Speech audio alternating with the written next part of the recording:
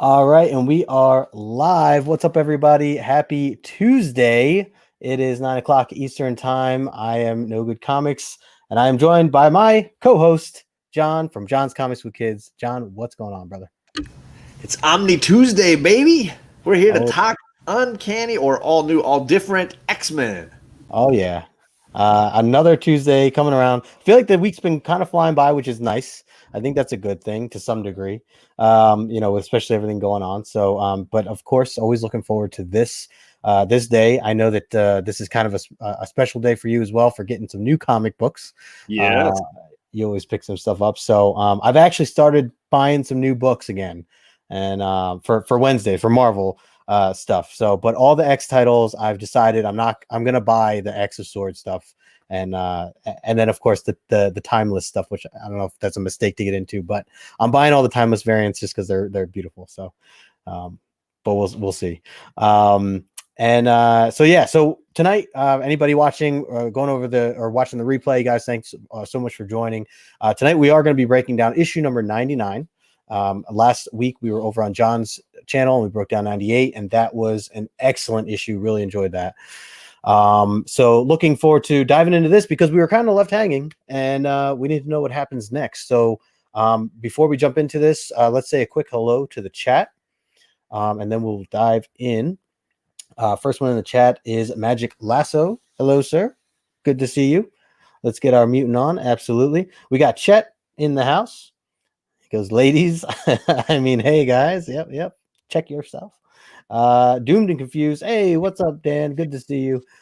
Is that always. a new icon for him? That looks like a new Doomed and Confused icon, maybe. Oh, yeah. That's a sweet. Yeah. Oh, yeah. That's cool. There with the cape in the with the clouds in the background. I like it. And John's Comics with Kids is in the chat. Hello, John. All right, cool. So I think that's everyone right now. So we will definitely be diving in. Make sure you stick around for after we break down this issue because, as always, for those who know, we are doing giveaways and we are trying to get people entered into the raffle for these big giveaways. In order to do that, you have to answer questions that we have at the end of the show that are based on last episode's content. So make sure you stick around for that. They are fun and easy questions. And if you don't know the answer, but you know a funny answer, you could just say that too, and you could still get a point or two with John's raffle. So something to keep in mind. And the people in first and second place have not shown up in the chat yet. So this is a chance for those third and fourth place people to start rallying some points and getting ahead of those people. Get ahead of Beta Ray Jim. Yep. Take advantage of it now. TJ's in the chat. What's up, TJ? Good to see you. All right. I think we're good to jump in, John. Let's start by give me your thoughts here. What did you think overall? How would you grade this thing? Did you enjoy it? Did you enjoy the art? Where do you stand with all this? I mean, mutants and sentinels, I'm in. Like there's that's my winning combination. I was all about it. And last week had a great cliffhanger, like you mentioned. People in the void of space. So I was very excited for this issue. It's definitely not as good as the previous issue. There are parts of it that I truly love, like the artwork. But it's definitely more of a scattershot issue than the one in front of it. So I would say, like last time, I think I almost gave it a 10 or a 9.5. I mean, I was really high up there. And this one, I would say 8.5, 9, somewhere 8.5 probably sounds fair. Yeah, I think I'm right around that same 8.5 grade point. And actually, I wasn't as crazy about the artwork in this one. It was more about just the fight scenes were awesome, just to be able to see the team do what they do, and especially going up against a bunch of Sentinels, it's always something to enjoy. But then also just seeing, the story kind of jumped around. We went from Cape Canaveral to outer space, and then we went to Dublin. So we were kind of all over the place, and I realized they threw Dublin in there for one page. It was one full page. Yeah. And that in itself left you hanging because that you didn't get anything after that. So I'm starting to notice they're doing that a lot. They're doing that more and more in each issue. They're trying to fit in these little side stories that are leading to something bigger down the road that we don't quite get yet, because the X-Men got to resolve the issue at hand. You get a lot of everything that you love. So definitely 8.5, I think, seems like a pretty fair grade for this. Well, you want to jump into the slides? I know we do have some good panels that we want to show. Yeah, for sure. I'm down whenever you're ready. All right. Hello, Todd, Christian. Hey. Let's see. Chet says you forgot NYC when I was a kid. This cover blew me away. Yeah, I do love the outer space. The like here, I can hold it up if you want. Yeah. The sort of spheres of bubbles. Sorry, Chet. I just scared Chet. Chet got a heart attack. I love the globes, the bubbles. They're trapped in the Sentinels, outer space, and mutants. I mean, yeah, this is a cool cover. Very cool cover. Death Star Rising. Yeah, I like Colossus there trying to punch his way out of the bubble there. Yeah, Cyclops is blasting his way out. Nightcrawler is sitting in it, and I'm thinking, you're the only one that can get out of this, buddy. Like, what's going on there, Nightcrawler? Yeah, true, very true. Issues is here, but he's eating. Uh-oh, watch out. There you go. This guy's dominating the trivia, so you better watch it. That'll slow down his typing maybe when he's eating. Yeah, right. Nice little quote there from Jubilee. 9-2 Stan and Chris Silver Inc. Of course. There you go. That's like part of our it's part of our show now is Chet sharing. Where is Chet's issue? Yeah. Good stuff. All right, yeah. So let's bring this up. Sorry, I didn't add it to the live stream. So there it is in a little prettier color, a little nicer, sharper colored version. Mine's a lower grade. I'd say maybe a 3. Somewhere in that range. So this one looks very sharp and beautiful. Mm-hmm. And yeah, pink and purple killer murder robots. You love it. Yep. So here's where we left off. Huge cliffhanger. Characters floating in outer space. They even recreated the last panel as the first splash page for this issue. Mm-hmm.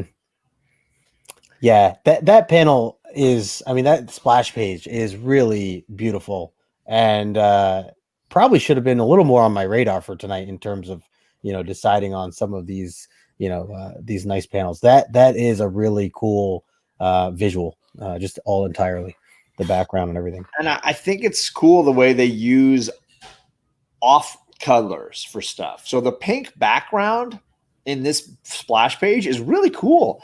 The way it's like stardust or whatever you want to call it, cosmic rays behind them all is really cool. I dig the look of it. And Jean, of course, in her skirt, and Logan in his full gear. I love it. Really cool. Yeah, Death Star. I don't know the Star Wars significance for that title, Death Star Rising. It never comes up in the issue. Yeah, that's true. Yeah. I didn't think of that. I mean, I know Bad Moon Rising, Death Star Rising. I mean, I get the general idea, but it's interesting. Right. And then, of course, Sentinels they save our heroes by creating some kind of oxygen bubbles for every one of them, because they otherwise, obviously would die instantly. Yeah, these fancy atmospheres. Yes. And then we cut to the land in unrest. We have riots about mutants and a space shuttle launch, and Geraldo Rivera.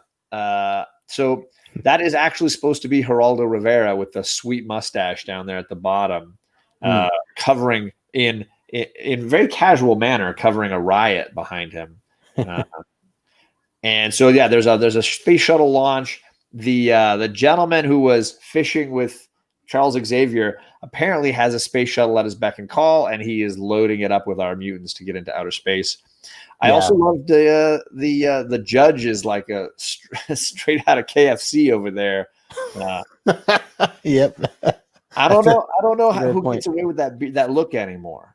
Yeah, I mean, mid 70s, I guess that's, I feel like the hair and facial hair and actual hair in these two panels is worth the cover price. Yep. Yeah, even the mustache kind of goes upward. Yeah, it's weird. He's got a huge bottom lip just based on that drawing. I don't know what's going on there. So there's That's the judge apparently dealing with the anti-mutant sentiment. He had his house blown up, so he is pro-mutant, and his house was blown up for that. Geraldo had a nose for news. There you go. The whole idea of them being able to access this rocket ship kind of out of nowhere was quite out of nowhere. Yeah, I I felt it was a little forced in terms of trying to figure out how do we get the guys up to the outer space or whatever. I mean, I guess it explains why he had to go fishing with Xavier. right. Yeah, like this guy's like this really big, important guy, and he's clearly has a lot of access to things like space shuttles and stuff. Yeah, I don't know. I expect a bigger boat at that time. I just thought I'd share that, and then I also thought it was important to understand that mutants and space is chaos, kind of like cats and rocking chairs.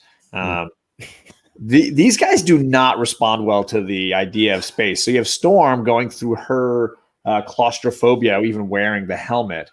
And then we learn the backstory of Colossus, that he had a brother named Mikhail, who is a cosmonaut. And just being in the space situation, he freaks and just completely destroys his spacesuit.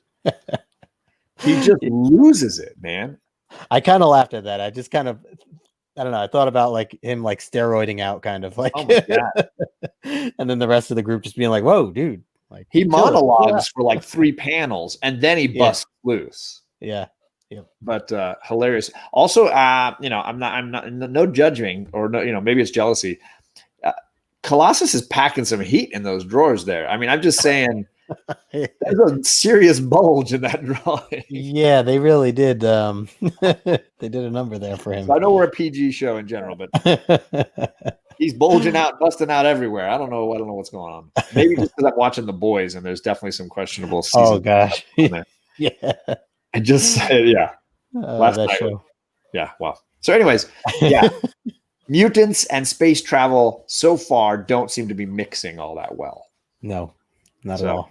And then you and I loved this panel. If you want to talk a little bit about this gorgeous takeoff here. Yeah. So, I mean, there's a lot of things going on. I think one of the biggest things that really, well, I like how it was illustrated that, it's the countdown of 5, 4, 3, 2, 1. And in between each second, you get their, each individual thought.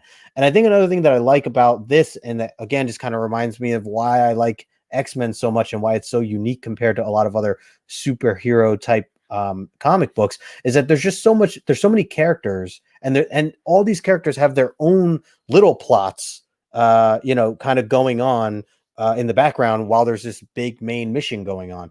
You don't quite get that with like, I don't know, like individual, like Daredevil, like just, he's one guy, I know there's other characters to it, but it's just like, I don't know. I just think about, like, I like that they're all dealing with things. Of course it's, it can be felt as relatable too. You get to see kind of what's going in the minds of each of these, these team members as they go, and looking at like, Scott is of course worried about Jean, and he just wants to get up there, and he's angry and he's upset and sad and just nervous that he's not going to make it in time. Meanwhile, you got Storm, who's very calm, as she says in her bubble, just very chill and trying to stay focused and recognizing the bigger picture that people need, saving. And that's why she's doing what she's doing. I think that goes to her testament of just being a good leader, which, kind of hints again as to things to come. And then you got Colossus thinking about his brother still, which we're kind of new to, getting an understanding of what he's dealing with. But I think it really helps carry on how heavy this weighs on him. To know what happened to his brother a little bit and how close he was. And now he's starting to compare himself and thinking that, here I am, how I have these powers, and yet I just feel so helpless. And, maybe he feels like his brother was a much more braver person than him, for going through what he went through. And so he's battling with that. And then of course you got, Nightcrawler, who's just concerned with Colossus, and, which fits the bill for him perfectly, because he is that caring guy, looking out for the team, and he's, he's concerned. So, this was definitely the standout panel for me. you know, it wasn't so much necessarily the detailed art per se, but it was more about just like the panel layout, the creativity of the panel layout. And then also, again, just being able to see those mini plots within each character as you went down. I thought that was cool. Yeah. I mean, for me, yeah, I could totally agree with what you're saying. And I think the best comic book pages balance story and character together. And this is obviously a huge story moment, X-Men going into outer space, but then the character moments that they're all having, yeah, it's really just well put together. Yeah. The excitement of the liftoff, very Apollo 13 right stuff kind of thing going on here. I dig it. Yeah, and then the look of it, the orange background. Yet again, a really stark, unusual color for the orange with orange in the background. Mm-hmm. Yeah, I dig it a bunch. It's just really cool. Definitely. Yep. And then we get into space, and it's instant battle time. Oh yeah. I love the top sort of panel there with the space shuttle and all the orange behind it, and then the cosmic pink behind the Sentinel base, and the Sentinels instantly engaging with our guys. And everybody's getting on their space gear, and Nightcrawler's saying, guys, Colossus isn't wearing a spacesuit anymore. We got to do something about this. Thankfully, Storm gets her helmet on just in time because they get hit by Sentinels, and she gets sucked out into outer space. And Colossus is running out of oxygen while she is now gone. So it's very, like, we're into chaos, like, immediately. Oh, yeah, big time. I was trying to think about, like, you know, would Colossus to some degree be okay in space with his, you know, metal armor? But then I just forgot that he also needs air, and that just wouldn't work. Yeah, I mean, that was the key thing. It wouldn't help him breathe at all. Yeah, because I know, like, from, or at least from movies and stuff, like, you know, people, you know, freeze to death, or they, you know, immediately turn cold or whatever. So I was thinking more about, like, the texture of his skin and his body. You know, would his body be able to handle outer space? And that yeah, I don't think he would worry about any of the pressurization that normal Right. humans would, but breathing would be the bigger issue. He deal. no longer needs air in comics, says Chet. Back when he used to breathe, later on he did not breathe. Really? Okay. I don't think he's being sarcastic. I think he's actually telling his truth. Spoilers. I love how they put also Storm's name when Nightcrawler yells it in, like, red. Oh yeah, Storm. Yep. Yeah. Again, great color work here. I love the, like, the lines underneath the shuttle as it's flying through. Those orange, reds, and yellows look really cool. Yeah, that is. And again, like purple, like pink cosmic layers, and everything's cool. I love I think the layer of background coloring that they do for movement really is stylistically interesting. Yeah, big time. Another thing I wanted to mention about, or I guess, I don't know if it's in here. But we should mention just the small part where they talked about, or they flashed over to the, what is it? The UN's Starcore space, you know, station that they had. Don't think I included that. So the one part I want to just say, and it's very small for this issue, but they do clarify. I think that was before. Oh, maybe it was. Oh yeah, here. So it was right after the space shuttle countdown. They flash over and they talk about a solar forecast and how that they're flying. Was it? They're flying straight into a, what do they call it? They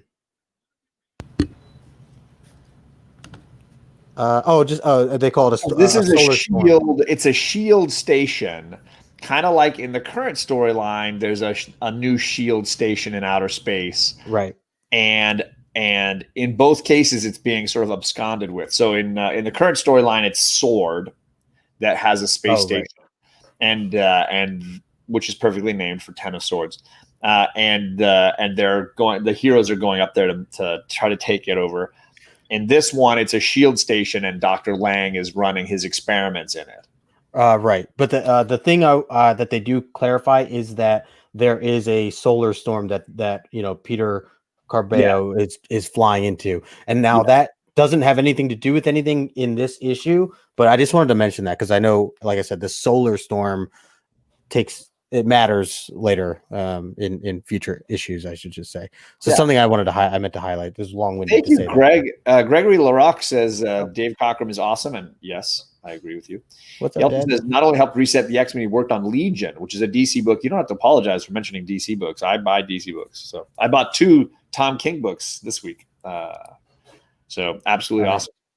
She just says, yeah, Colossus was underwater later because he doesn't breathe with metal. So there you go. Chet and TJ realizing the retcon that occurred later on. And maybe he's not dying of lack of air. Maybe he's just trying to yell and there is no air anymore. Right. And he's not dying, but the heroes think he maybe is. So you could argue that it wasn't a retcon, I guess. I don't know. Right. All right. Yeah, you can do the next one. I just wanted to. I had to include this because I think the solution to the problem they're having. Let me say it this way: there's never going to be a problem I'm having in outer space where the solution is me crashing my jet into another jet. Like the solution that Cyclops and the pilot guy, I don't even remember his name. Yeah. The solution they come up with to escape the Sentinels and the problems is to just crash the space shuttle into the space station. Right. They don't know if they're going to blow up, if they're going to hit maybe a part of the ship that can't be repaired. Their solution is let's just crash this sucker. They're going to kamikaze. Hope for the best, I mean, they scream Geronimo when they do it. That's like it kind of goes back to the battle at the airport where they blow up another plane and just assume that was okay. That there's no one on it. It's just my favorite thing about it too, there's no explosion. Like they don't blow up when they do this. And 2, they never deal with the fact that they just let all the oxygen out of the space station. They never deal with the repercussions of this decision at all. Now, unless the shuttle actually like plugs, the side of the shape, right? Yeah. They don't ever deal with this dilemma. It's just for all sense and purposes, bonsai. Yeah. For all sense and purposes, it's just them saying it was a great idea. It worked. It worked perfectly. You should totally do this. This is a logical move. Yeah. Hilarious. Yeah. It's I would have liked to have been in the room that day when they came up with this portion. Yeah. And I love all the guys in spacesuits and all the Sentinels getting knocked out of the way. They're like, "Oh my gosh, you caught us unawares, and this was a wonderful plan. How did we not see this coming?" So there's the leadership of Cyclops in action, as you will. Yeah. Out in space, Storm is still an MVP. I love that she questions, unless I am the mistress of the wind and storm, but what if my power includes cosmic storms as well? A slim hope. But if I could only fly in the solar winds, I can. And she's flying around using all these powers. I love that it's like sparkling lights around her. Mm-hmm. She even like takes out a Sentinel in outer space. Yep. And you get a little booty shot there. Of course. It's crazy. She has been the MVP for the past like at least 3, maybe 4 issues in a row where she's just done something so outstanding, and it's it's great that they're really showing like how powerful she really can be when she pushes herself to the limits. So now the next test, I guess you could say, was her being out in outer space, and sure enough, it wasn't a problem. Well, and I've always loved her from the books I read when I went to my LCS, and in the 200s when I was pulling books off the shelf. Mm-hmm. But it's cool to see that she was a boss even from the jump. Like she was just ready to go. She does look like Captain Marvel. Heck yeah. Mm-hmm. So totally. Love some Storm. And then inside. This is the next. So from crashing into the space station, this is the next scene. No repercussions. They're all now perfectly safe and fine. They're all out of the spaceship, and they're just taking out some Sentinels. Yeah. So I mean, the drawings are cool. I love Colossus like throwing some machinery through a Sentinel. Yeah, I love Nightcrawler gets in on some action here. He's beating up, thugs, and then jumps in here and helps out. Takes out a Sentinel for Cyclops. I'm glad you got that, Pin. I like where he cracks his head open like that. Oh man, he's like prisoner for that instant, Sentinel. But you have Nightcrawler's pledge. that you'll not hold Cyclops for long. It is in my blood, and I'm not about to change for anyone. So I'll get into Cyclops' comments that I cut from this scene later. I just love Nightcrawler in this bit here, and he breaks some piece of machinery and just apparently is strong enough to hit a Sentinel in the skull with this thing and just bust his dome. Yeah, that was pretty wild. Yeah, I was trying to think if he can use his teleportation to get like some sort of speed or extra. I don't know, to give just to give him a little more of that power. He does maintain momentum, right? He talked about that when he was falling in issue 94. That's true. Or I guess it's the beginning of 95. And so he could create momentum, but he's going to have to absorb the shock when he lands at some point. Right. So when he crashes into something, he's going to feel it as much as they will feel it, right? Yeah. Yeah. So I don't know. It kind of makes me question then where did he get this strength? Or is it that, I don't know, maybe these things are not built as strongly as you expect, which actually is noted. Okay. It is noted. Yeah. Later on, he's like, yeah, these are my crummy Sentinels. I thought they'd be better, but yeah. Ooh, X-Men 113, Chet says he can do some of that stuff, ramming it into that space station. I'm sure an 8th grader would be like, that's the coolest thing ever. Yeah, he's like, I would have done that. That's I'd probably be there too at 8th grade. Here's Colossus and Nightcrawler working together, making their own version of a like a fastball special kind of move. Yeah. Like, Nightcrawler jumps on one end and apparently is strong enough to launch Metal Colossus. Oh yeah, and Colossus yet again always has the perfect like dive form. He does. He crashed into Earth in 95, and now he's like off the springboard, creates that tuck and roll right into the dome of the Sentinel. There's some serious acrobatics going on here. Yeah, and they're even joking about how it's like, oh, all our danger room time is paying off. Yeah, I feel like they're really having fun at this point. Which again, I feel like the circumstances should be a little worse than but they even mentioned a Russian gymnast, Olsa Korbut. Yeah. Oh yeah. Olsa Korbut. Yeah.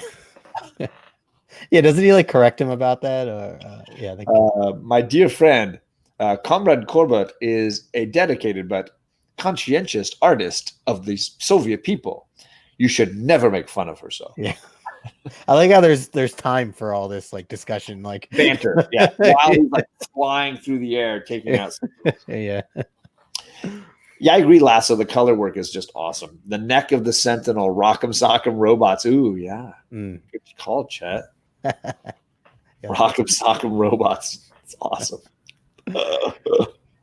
So, yeah, just some good Sentinel fighting. So here it is. Is Cyclops finally earning the douche of the week?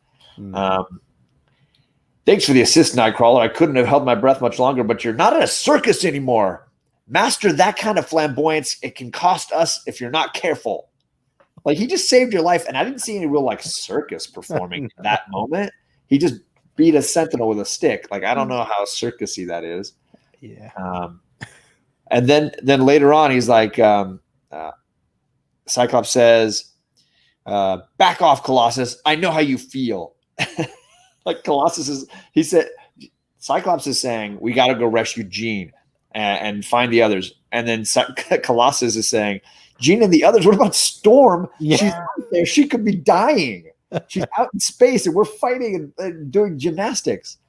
And Cyclops says, back off. I know how you feel. I'm like, okay, you're the leader. I get it. You're worried about your lady, but like Storm was just fine a second ago. And then you left her out suffering out in space, floating off God knows where. Yeah. And then Colossus saying, you know nothing. She's our friend, our comrade in battle, and she could be dead. So I love that he's calling out Cyclops for being a bit of a douche this week. Oh, yeah.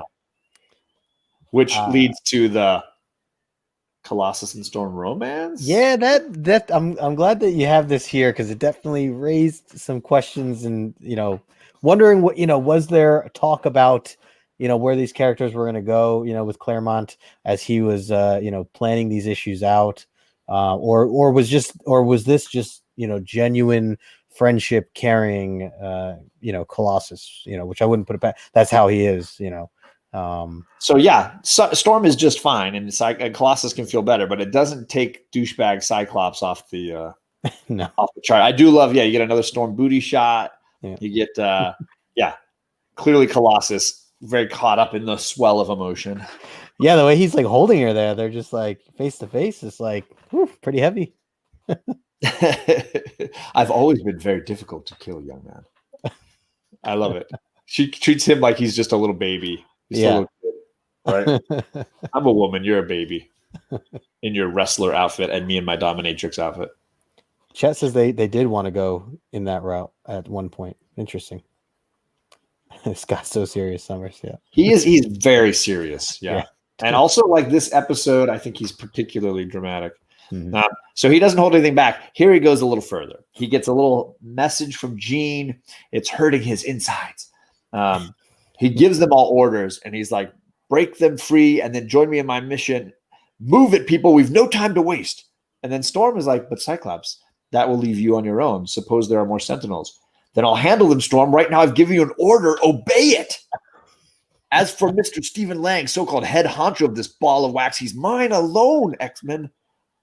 Look at the teeth, the real teeth, of, like, blazing eyes. Like, the whole thing is just intense. And then I love the doctor. Oh, yeah. Yeah, of course. Look, Cyclops, don't you think you were a little, I don't know, rough on them? But yeah, I guess you got more important things on your mind. Even Dr. Corbeau is like, you don't need to, like, treat them like that. Like, that's really kind of harsh, man.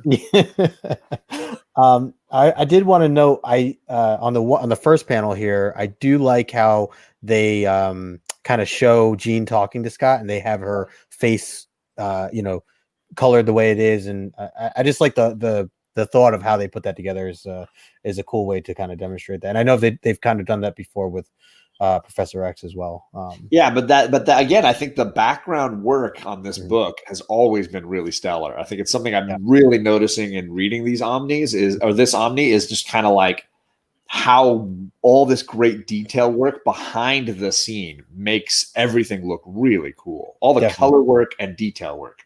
Big time. Yeah, absolutely. Yeah. The Omni, guys, if you get a chance to get this Omni or another a different reprint or whatever, I think it's worth having rereading to re-see this stuff again. And again, I go back to the countdown panel that we broke down. That is huge in the book, and it's I mean, it just doesn't do it justice, to be able to put it on a screen here like this. Yeah, on your phone it's going to be like this, but like the color work obviously pops off the page when it's this newer reprinted page, is really nice quality paper and ink and all that stuff. Big time. So let's see here. We got Cyclops being a douche, and then he gets it. He gets Lang, and he takes Lang down. So Lang is like trying to like monologue in front of two people who are apparently comatose. And then, of course, the door to the safe room blasts off. Cyclops blasts him, and then Cyclops starts just pounding on this guy. Even Jean has to be like, Cyclops, for pity's sake, you're killing him. Yeah, I mean, that was when I messaged you about this as kind of going as what did I say? Continued what did the five fingers say to the face? Cyclops, just some more bashing. And this time you definitely feel his anger, his frustration, where he just kind of snaps and goes off on this guy. And I do like that you get to see a little bit of Lang after he's done kind of beating him. I don't know if you added that. I do. It's right there. Yeah, that's like middle. You get Lang's amazing, like, just beat down face. It looks like he's missing a tooth. Oh, it does. Yeah. He's got that split lip. He's got all kinds of bruising, and one eye is swollen shut. Oh man. So Cyclops gets blasted without knowing what's going on, and then Jean is saying, "No, it cannot be." And then Lang gets to monologue again. He says his thing, this is the heart of Project Armageddon, my dear, not those rather pathetic Sentinels, though I admit I had hopes for them. And then he drops the Star Trek line, resistance, as they say, is futile. Your mental powers are being neutralized by a mind not unlike your own. which means, of course, that you won't be able to warn your fellow X-Men until it's too late. Take her away, my pets. Prepare her.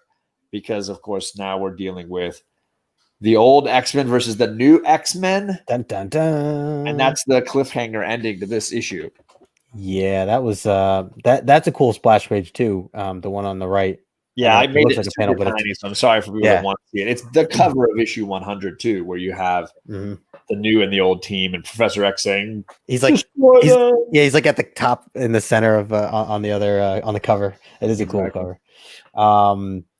Yeah, this is again just kind of leaving you at that next cliffhanger, and that's how some of these issues it kind of keeps going like this, where you're just like, you know, some things get resolved a little bit, but then you still have so many questions, and then I mean, even if we get to, we'll go to other things, but yeah, there's just so many little things that pop up, and they leave a lot of questions that they do answer just, you know, in future issues. So, which is great. I mean, that's why I kept reading. That was one of the things that really, I mean, it kept me hooked.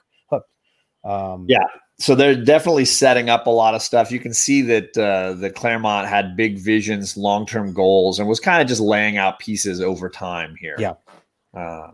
So let's get into some of the other stuff you wanted to discuss, like Black Tom Cassidy. Yeah. So just wanted to point this out. This was a few of the panels from the one page I was talking about earlier about how we quickly flash over to Dublin for a full page worth. And it has nothing to do with the story. You kind of see this little glimpse of someone in the shadows as this guy's trying to deliver some mail that's supposed to make it over to Banshee. And, you know, he's like really telling the clerk, like, you got to make sure that this, you know, you're certain it's going to make it over to this address. And the guy's like, oh, get out of here. Like, yeah, don't worry. Look, don't tell me how to do my job, you know? And then he's like, and then he comes into this, you know, rainy night and gets attacked, and you don't really get to see anything other than, you know, him kind of explain that it's his cousin, Black Tom. And I believe this is like his first cameo, right? They call this Black Tom Cassidy's first cameo appearance or first appearance. You don't see him. You see the outline of his head and that amazing hairstyle. And you see his little hand and his staff. And, of course, he talks a whole bunch. My favorite thing is, like you mentioned, this guy in the bowler hat here was delivering a piece of mail. And it was important that he get this mail out. And he's like, he says, you're too late. Your cousin's been warned. And in my head, I'm thinking, no, he hasn't. The mail is like right in that room right there. Like the letter's right there. This guy's going to kill you. And he could walk right into that room, kill that guy, and take the letter back. You haven't done anything. Right. You realize Banshee's in outer space. We just saw him on the previous panels.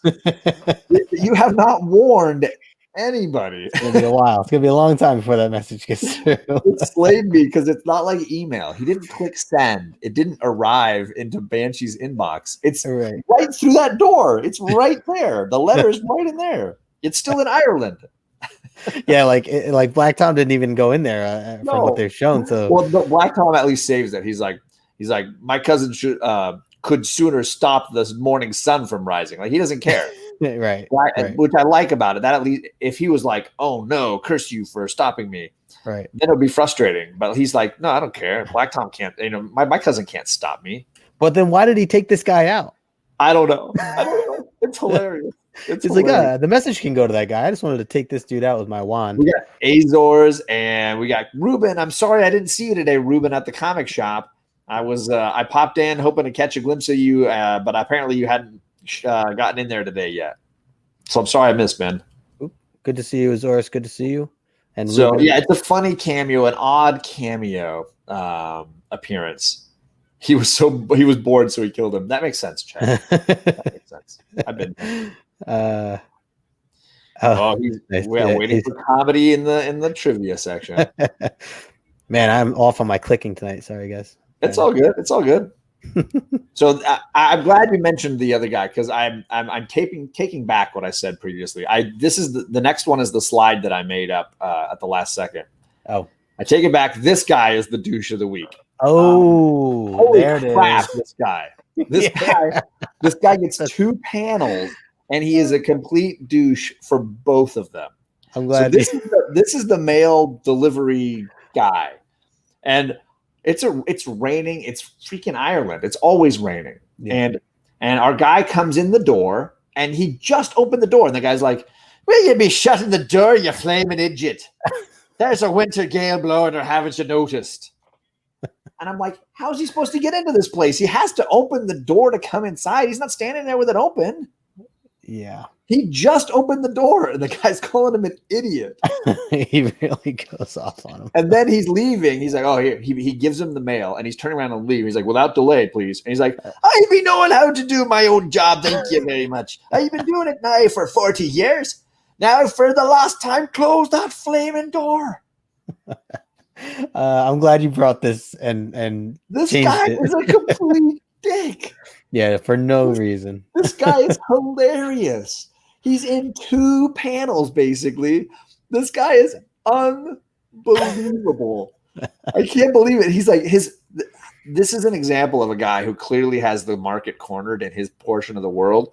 Like, he can be a complete jerk to every customer, and everybody's like, well, it's the postman. Like, we can't do anything about this guy. Like, yeah, it's not gonna, I can't go to FedEx or UPS. They haven't been invented yet. Like, right. I don't know what I'm going to do. You know, this guy can call you an idiot just for opening the door to his place and for leaving.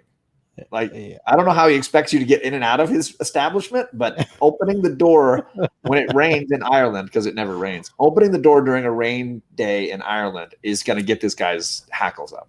Yeah, at that point, I wouldn't even trust giving him the mail. I don't know. I would just be nervous that he's just gonna shred it up or whatever. It's hilarious. This guy, as douchey as Cyclops was, I think I'm gonna renege and give it to this guy because we'll never see this guy again. Apparently, he's gonna get the mail through. He's a complete tool.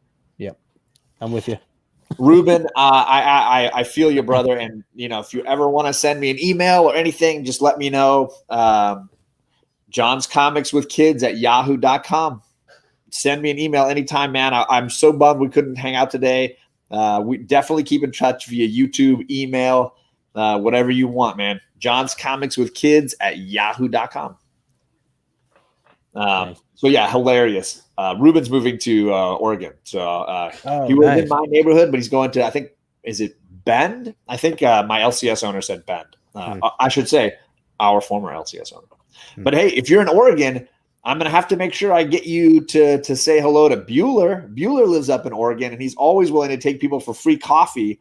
So, Ruben, you got to be my guy because I've never been a chance to get up there and see Bueller. Bueller is outside Portland area, so I don't know how close Bend and Portland are, but you got to get over there and see Bueller. He'll buy you free coffee. He says he promises, and you got to hold him to it. Hold him to it, yeah. So, anyways, this guy's hilarious. I just really think this guy's amazing. Yeah. I'm glad you absolutely horrible guy.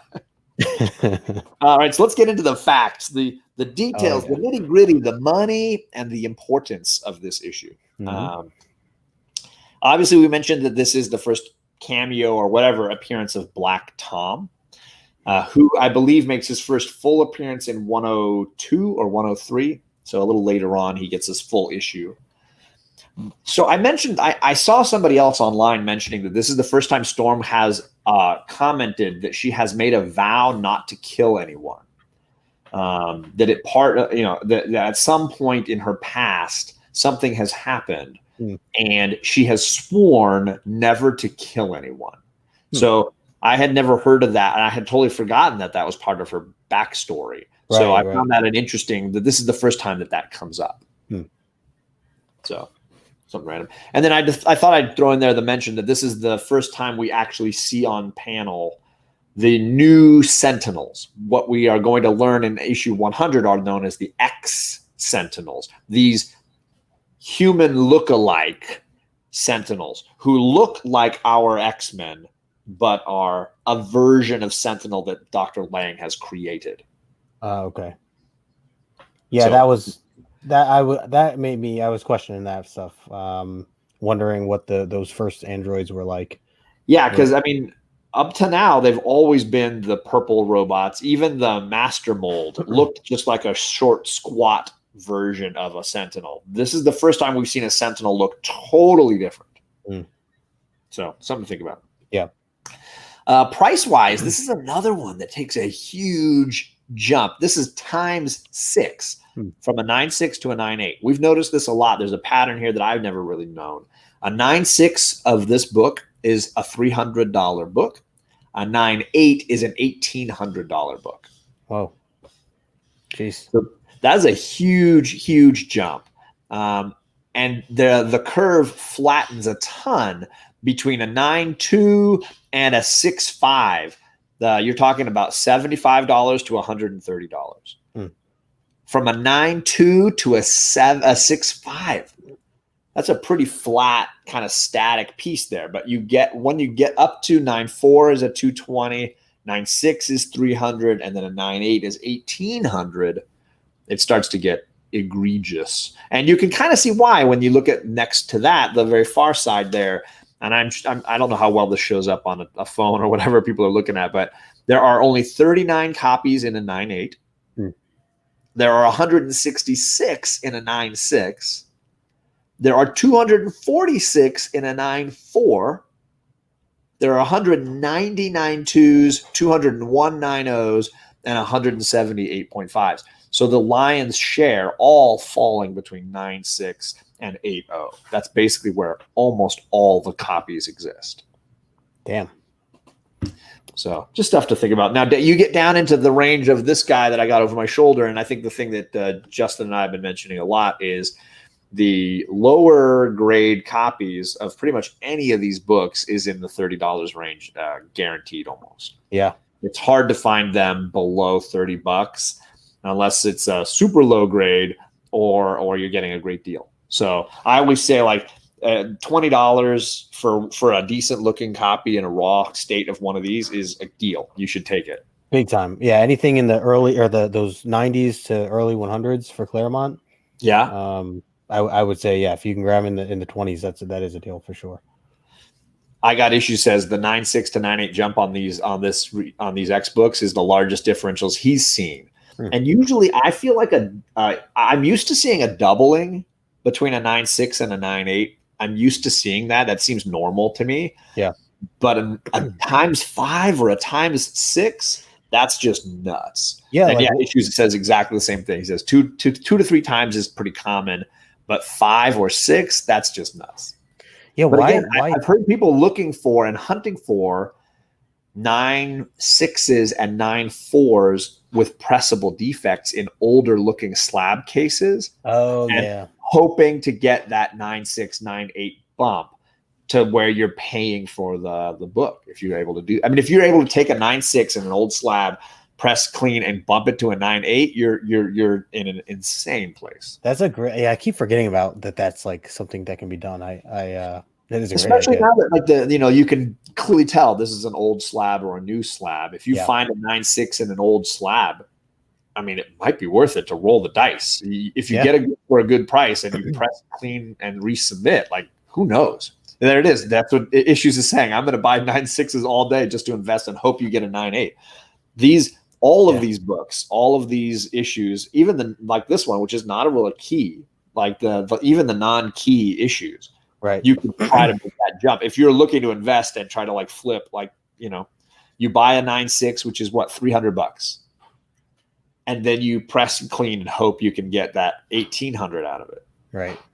That's not an insane idea. Yeah, you can take a shot to do that. Right.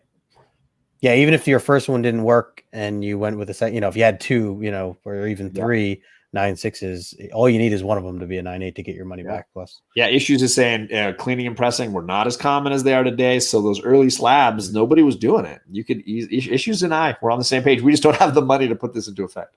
Right. So we're giving you the wisdom that you could give it a try if you wanted to.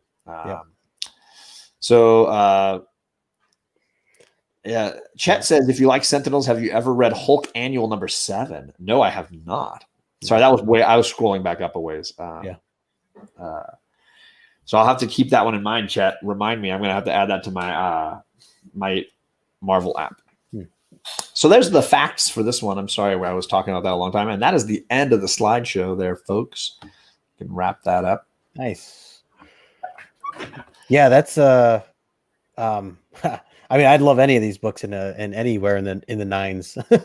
Well, and Issues is saying even if you got, let's say you got the 9.6 a little bit under price, you press clean, resubmit, you're out maybe $40 or $30 at a shot at getting $1,500 profit. Yeah. And if you can see a nice enough copy that just needs a new slab case, you could roll the dice and run the chance of making that happen. Right. Because you're not going to find a ton of super high grade raw books out in the world. No, this book in a high grade raw, it's just that's a ghost. But but some slabbed older editions, that are in the older cases, that you could find big time. Yeah, it's not a bad idea.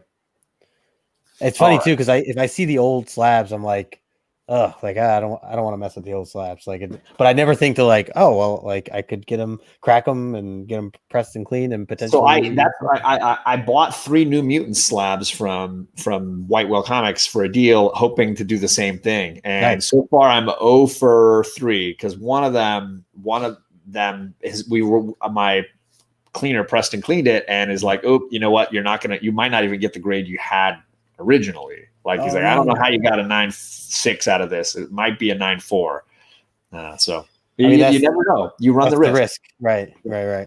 Take a shot.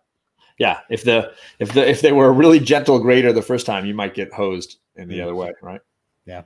High raw grade 70s books are 8s at the best. Only way you're finding a 9.8 is if you're buying an entire collection. Yeah, that's well said.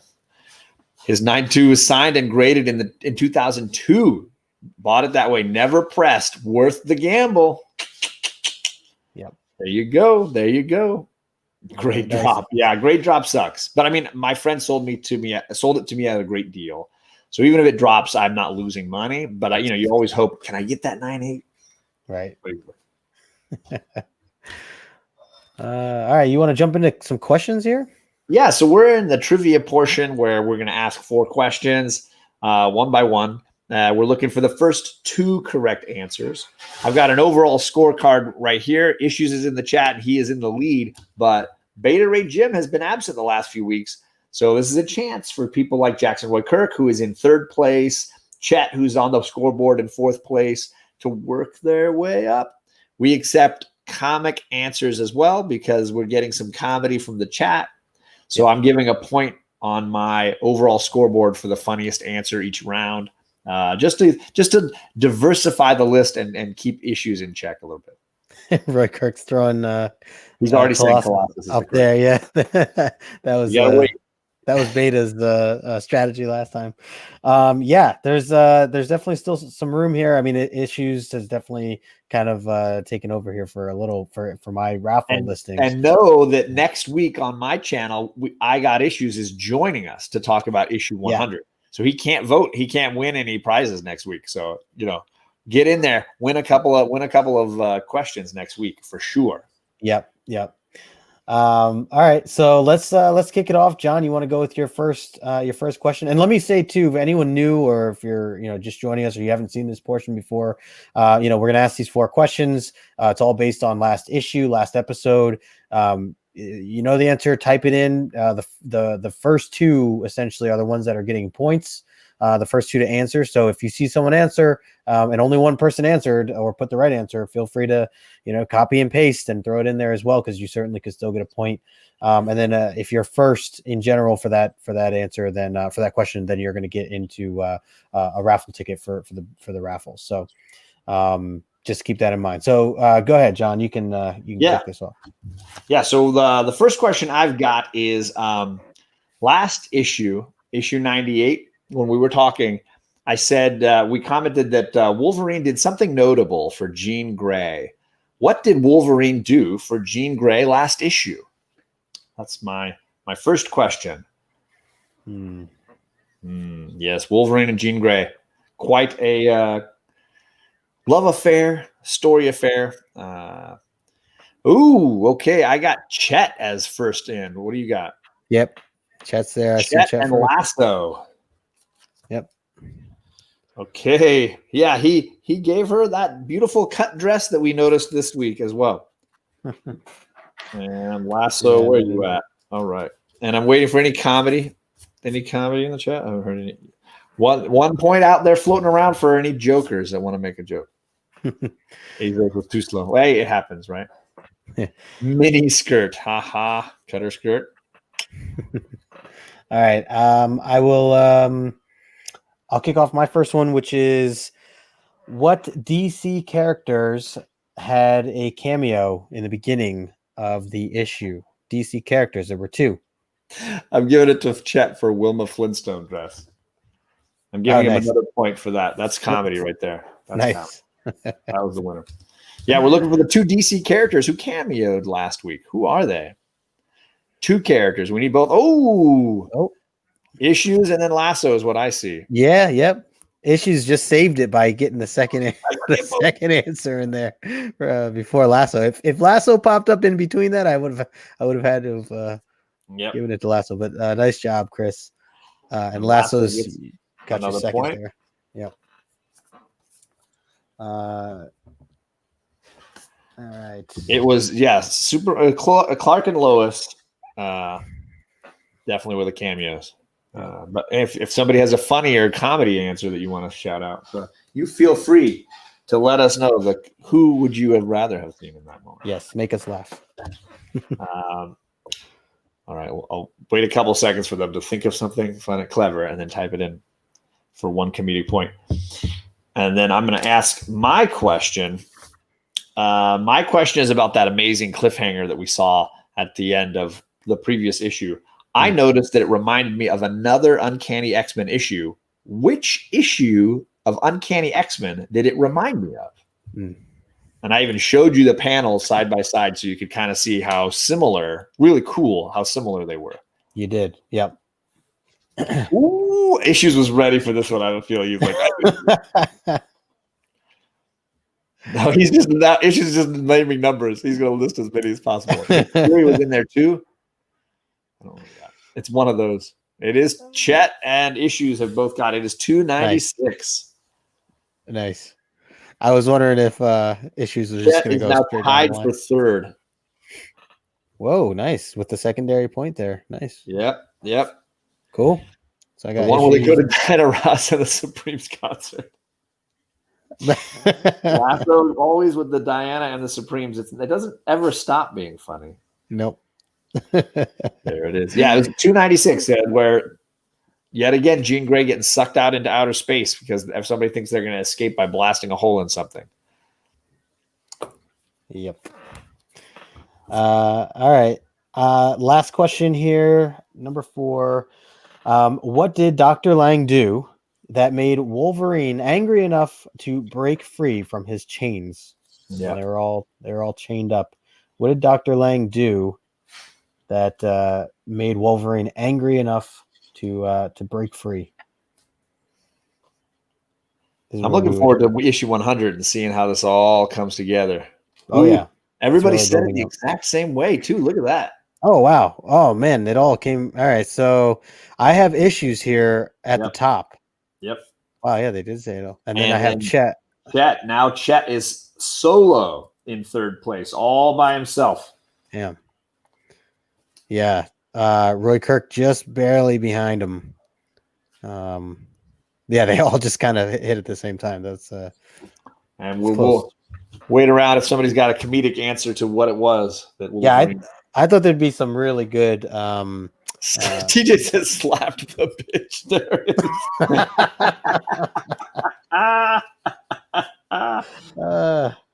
TJ with the win. Didn't have to wait long. All right. For the record, Chet, for this answer here, I am going to deduct a point from you. Mess with my Yankees. I'm not a Yankees fan, so I'm with you. I just used my phone. Fight the lag. He's fighting the lag, but he's in solid 1st place. But next week, nice. Back on my channel, Chris is going to be joining us. We're talking about issue 100, new team versus old team. And you in the chat, you can gain some ground on the big guy because he's dominating, but that raffle game is all just about which ticket gets pulled. So just answering a couple of correct answers first throws your name into the raffle for Omnibus Volume 2. Oh, yeah. And then get on the leaderboard because if I Got Issues wins the raffle for Omni Volume 2, then I'm picking the second place person to win the giveaway from me, which is an X-Men box. So there you go. John and Justin, Hulk Annual 7, read it tonight, please. Ooh, I got homework. Yeah, I like that. I'll dive into that. Yeah, so like you said, just remember, guys, anyone watching the replay, thanks for taking the time. All you guys here in the chat, thanks, of course, for hanging out and taking your time to hang with us. And as John just said, next week we'll be over on his channel. So I did put John's link in the description for his YouTube channel, along with his Instagram handle.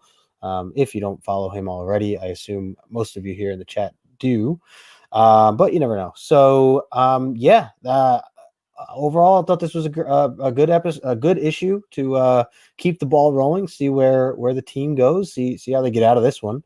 And I know there's still some big epic things to come, so we'll see about that. Oh, there's Beta. There he is in the chat. Oh, yep. Thank you, sir. Thanks, man. All right. I think that's that'll wrap it up. John, any other last minute thoughts? Anything I'm missing? No, I'm on book. I got book club as always tomorrow night. We're talking about Rorschach. So if you want to talk about nice. Tom King Batman Black Label book. Also, I got a new Aftershock #1 called We Live that has some really cool artwork. So that'll be on, I think it's on my channel tomorrow night. I'll find out. And then I'm dropping my edited video every Thursday, looking ahead at the next week's poll list. So if you hang out on Thursday, I'll be doing a live premiere in the morning, usually, of my poll list for the next week.